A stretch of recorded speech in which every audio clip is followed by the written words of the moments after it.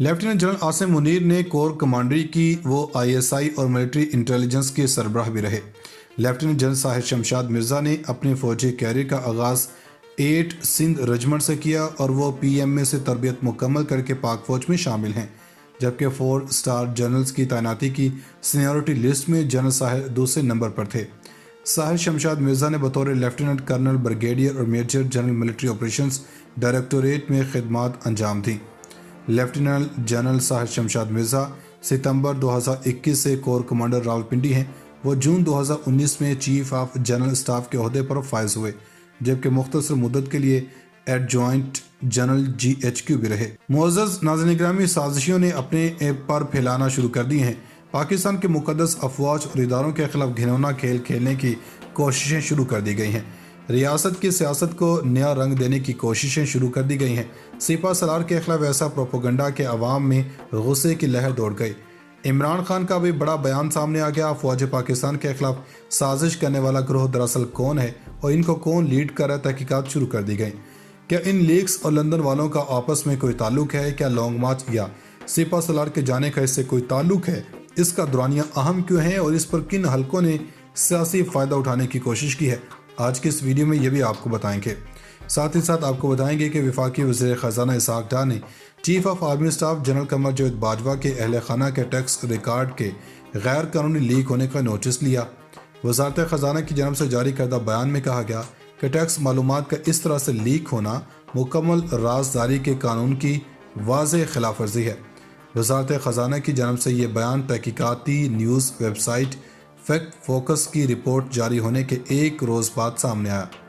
Fact focus की report में मुबैना तौर पर टैक्स गोशवारों और वेल्थ स्टेटमेंट का हवाला देते हुए दावा किया गया कि आर्मी चीफ के ख़ानदान ने मुबैना तौर पर गुज़श्ता 6 बरसों में अरबों रुपए कमाए। तारिक महमूद पाशा को मज़ीद हिदायत की गई है कि फेडरल बोर्ड ऑफ रेवेन्यू के डाटा के तहफ़्फ़ुज़ और राजदारी से मुतालिक कवानीन की संगीन खिलाफ वर्जी पर ज़िम्मेदार अफराद का तयन करें और 24 घंटे के अंदर रिपोर्ट जमा करवाएं। फैक्ट फोकस अपना तारुफ डाटा पर मबनी तहकीकाती खबरों पर काम करने वाली Pakistani digital media news organisation के तौर पर करवाती है। इस वेबसाइट ने इससे कबल साबिक वज़ीर आज़म इमरान खान, साबिक फौजी हुक्मरान जनरल परवेज़ मुशर्रफ समेत पाकिस्तान के मुतादिद सियासतदानों और दीगर ताकतवर शख्सियात से मुतालिक फ़ंड्स के गलत इस्तेमाल के बारे में तहकीकाती खबरें शाया की हैं।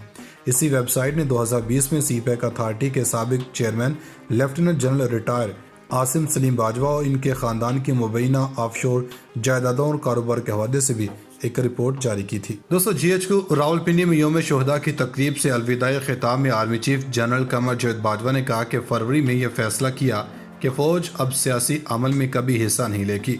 आर्मी चीफ का यह ऐलान खुश आइंद है और इसका जितना खैर मकदम किया जाए कम है, मगर बात अमल दरामद की है।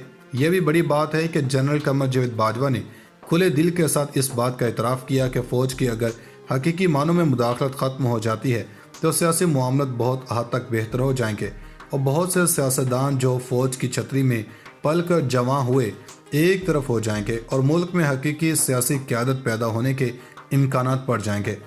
जनरल कमर जावेद बाजवा की पूरी तकरीर तारीख का हिस्सा है। इनकी तकरीर के एक एक लफ्ज़ पर तज्ज़िये की ज़रूरत है। जनरल कमर जावेद बाजवा का यह बयान कि मशरक़ी पाकिस्तान की अलहदगी फ़ौजी नहीं सियासी नाकामी है। 1970 में इलेक्शन करवाए गए तो मशरक़ी पाकिस्तान के मैंडेट को तस्लीम ना किया गया। अगर मगरबी पाकिस्तान में कामयाब होने वाले ज़ुल्फ़िकार अली भुट्टो शेख मुजीबुर रहमान को इक़्तिदार मुंतकिल करने के लिए मैदान में आ जाते तो सूरत-ए-हाल मुख्तलिफ हो सकती थी, मगर फ़ौजी क़यादत समेत कोई भी शेख मुजीबुर रहमान को इक़्तिदार देने के लिए तैयार न था। जनरल कमर जावेद बाजवा की सियासी नाकामी वाली बात एक हद तक ठीक है। जनरल कमर जावेद बाजवा ने अपने खिताब में यह भी कहा कि मशरक़ी पाकिस्तान की अलहदगी के वक्त वहाँ 92,000 नहीं सिर्फ 34,000 जवान दिफा कर रहे थे। ये बात पहली मरतबा सुनने को मिल रही है। 50 सालों में 92,000 का फिगर सुनते आ रहे हैं। अलबत्ता सरकारी निसाब की किताबों में 17,000 का फिगर भी आता रहा। बहरहाल जितने भी लोग थे, कामयाबियों के लिए साबिका नाकामियों को सामने रखना ज़रूरी होता है। जनरल कमर जावेद बाजवा ने इमरान खान के झूठे बयानी के हवाले से बात की और ये भी कहा कि बर्दाश्त की एक हद होती है। उनका ये कहना दुरुस्त है कि कोई एक सियासी जमात तनहा पाकिस्तान को बहरान से नहीं बचा सकती, मुआशी बहरान से नहीं निकाल सकती। इसलिए तमाम सियासी जमातें संगीन सूरत-ए-हाल का इदराक करें और आगे बढ़ें।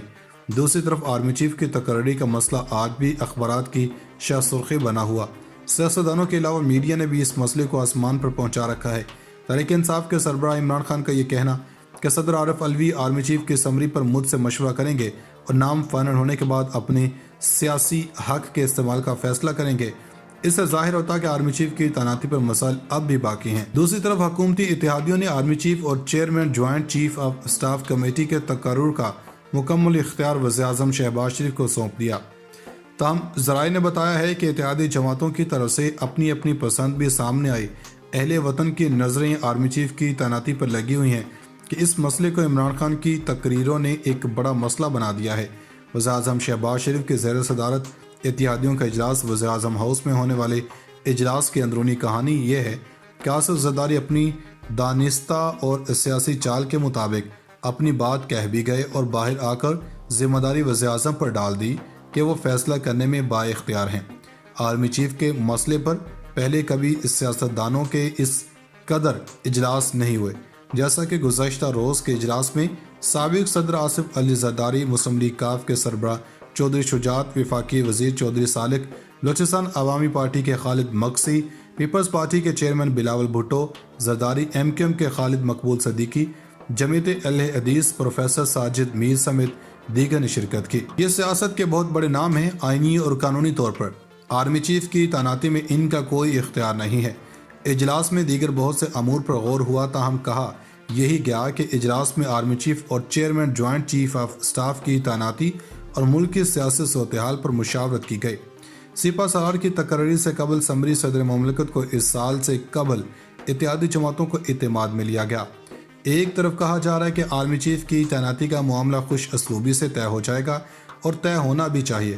وفاقی وزیر اطلاعات مریم اورنگزیب نے ٹویٹر پر جاری بیان میں بتایا کہ وزیراعظم نے اپنا آئینی اختیار استعمال کرتے ہوئے لیفٹیننٹ جنرل سید عاصم منیر کو نیا آرمی چیف اور لیفٹیننٹ جنرل شاہد شمشاد مرزا کو chairman joint chief of staff committee لگانے کا فیصلہ کیا ہے۔ لیفٹیننٹ جنرل عاصم منیر نے پاک فوج کی فرنٹیئر فورس رجمنٹ میں کمیشن حاصل کیا، وہ بہترین پیشہ ورانہ کیریئر کے حامل ہیں۔ Chairman joint chief of staff committee لگانے کا فیصلہ کیا ہے۔ لیفٹیننٹ جنرل عاصم منیر نے پاک فوج کی فرنٹیئر فورس رجمنٹ میں کمیشن حاصل کیا، وہ بہترین پیشہ ورانہ کیریئر کے حامل ہیں۔